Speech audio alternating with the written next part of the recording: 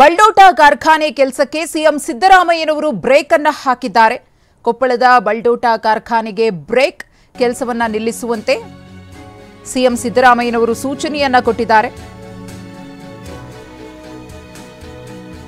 ಕೊಪ್ಪಳದ ಬಲ್ಡೋಟ ಕಾರ್ಖಾನೆಗೆ ಸಿಎಂ ಸಿದ್ದರಾಮಯ್ಯನವರು ಬ್ರೇಕ್ ಅನ್ನು ಹಾಕಿದ್ದಾರೆ.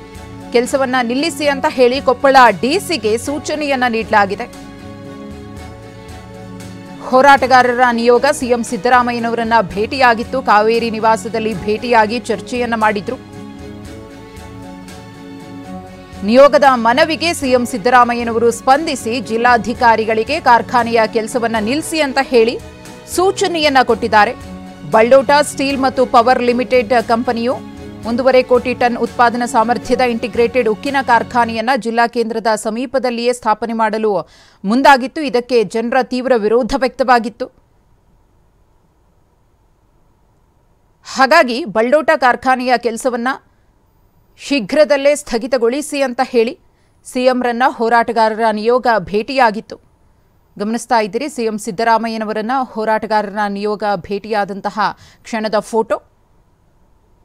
ಅದರಿಂದ ಏನೆಲ್ಲ ಸಾಧಕ ಬಾಧಕಗಳು ಅನ್ನೋದಕ್ಕಿಂತ ಹೆಚ್ಚಾಗಿ ಸಮಸ್ಯೆಗಳಾಗುತ್ತೆ ಅನ್ನೋದ್ರ ಬಗ್ಗೆ ಹೋರಾಟಗಾರರ ನಿಯೋಗ ಸಿಎಂ ಸಿದ್ದರಾಮಯ್ಯನವರಿಗೆ ಮಾಹಿತಿಯನ್ನ ನೀಡಿದ ಹಿನ್ನೆಲೆಯಲ್ಲಿ ತಕ್ಷಣವೇ ಸಿಎಂ ಸಿದ್ದರಾಮಯ್ಯನವರು ಕೆಲಸವನ್ನ ನಿಲ್ಲಿಸಿ ಅಂತ ಸೂಚಿಸಿದ್ದಾರೆ. ಈ ಕುರಿತು ಮತ್ತಷ್ಟು ಮಾಹಿತಿಯನ್ನ ಕೊಡ್ತಾರೆ ನಮ್ಮ ಪ್ರತಿನಿಧಿ ಸಂಜಯ್. ಹೋರಾಟಗಾರರ ನಿಯೋಗ ಸಿಎಂ ಅವರನ್ನ ಭೇಟಿಯಾಗಿತ್ತು. ಒಂದಷ್ಟು ವಿಚಾರಗಳ ಬಗ್ಗೆ ಚರ್ಚೆಯಾಗಿದೆ.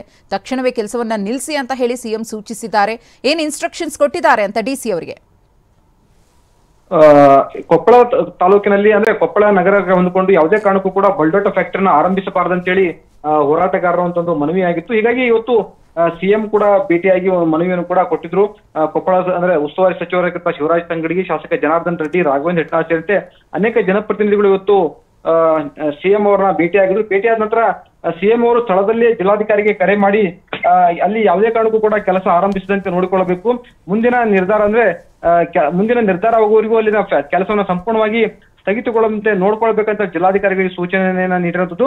ಆ ಹಿನ್ನೆಲೆಯಲ್ಲಿ ಇದೀಗ ಜಿಲ್ಲಾಧಿಕಾರಿ ಕೂಡ ಕ್ರಮ ಕೈಗೊಳ್ಳಲಿಕ್ಕೆ ಮುಂದಾಗಿರುವಂತದ್ದು. ಮಾಧುಶ್ರೀ, ಓಕೆ, ಧನ್ಯವಾದ ಸಂಜಯ್.